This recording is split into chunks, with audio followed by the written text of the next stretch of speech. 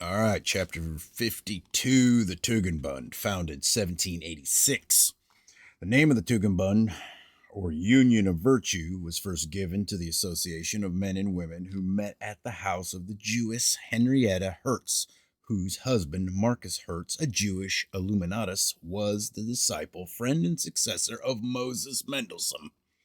Noted Illuminati were frequenters on this abode of lasciviousness, about which Grates, the Jewish historian, wrote.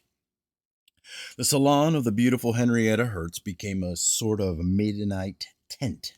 Here a number of young Jewish women assembled whose husbands were kept away by their business. The most prominent male member of this circle was Frederick von Gentz, the embodiment of selfishness, lasciviousness, vice, and depravity, whose chief occupation was the betrayal of women. A so-called band of virtue, Tugelbund, was formed, of which Henrietta Herz, whose two daughters of Moses Mendelssohn and other Jewesses, together with Christian profligerates, were members. He also adds that Mirabeau, in whose mind the storm-charged clouds of the Revolution were already forming, and to whom the Jews owed so much during his secret diplomatic embassy, 1786, to Berlin, was more in the society of Henrietta Herz than in that of her husband. Other frequenters of this salon were William von Humboldt, Jean-Paul Richter, Schneedelmeicher, a foremost Moravian brother, and his friend Frederick Schlegel. Later, in 1807, a second Tugendbund, or Union of Virtue, was formed, a purely political league of which Thomas Frost wrote. The nucleus of the association, devised by von Steen, which received the name of the Tugendbund, a League of Virtue, was formed during the latter months of 1807.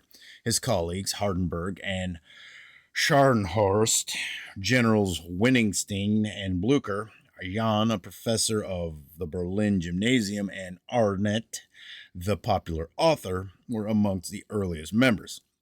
The initiations multiplied rapidly, and the League soon numbered in the ranks of most of the councilors of state, many officers of the army, and considerable number of the professors of literature and science.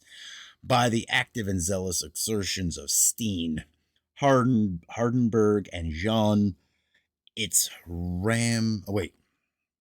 and zealous exertions of Steen, Hardenberg, and Jean, its ramifications spread quickly from the Baltic to the Elbe, and all classes were drawn within its influence. A central dictatorate at Berlin, presided over by Steen, had supreme control of the movement and exercised through provincial committees an authority all the more potent and emanating from an unknown source, and which was obeyed as implicably as the decrees of emperor or king.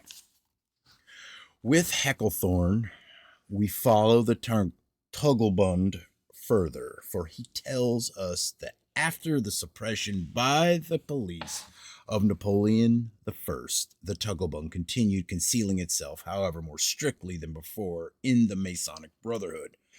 One of its first acts was to send auxiliary corps to assist the Russians in the campaign of 1813, Prussia having, by the course of events, been compelled to abandon its temporizing policy.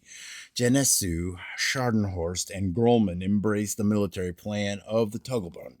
A levy en masse was ordered. The conduct of these patriots is matter of history, but like other nations, they fought against Napoleon to impose on their country a more tyrannical government than that of the foreigner had ever been.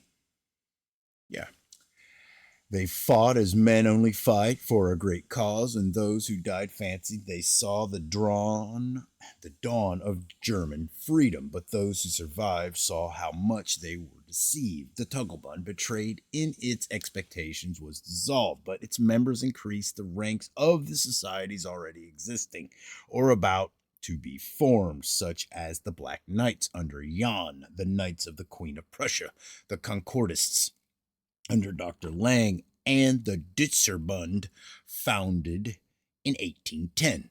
The Tugendbund was revived in the Burschenschaft or associations of students of the universities, where they introduced gymnastics and martial exercises, but the organization was broken up and its objects frustrated after the stabbing of Cosbu by a student. It revived between 1830 and 1833. It is said to have failed again.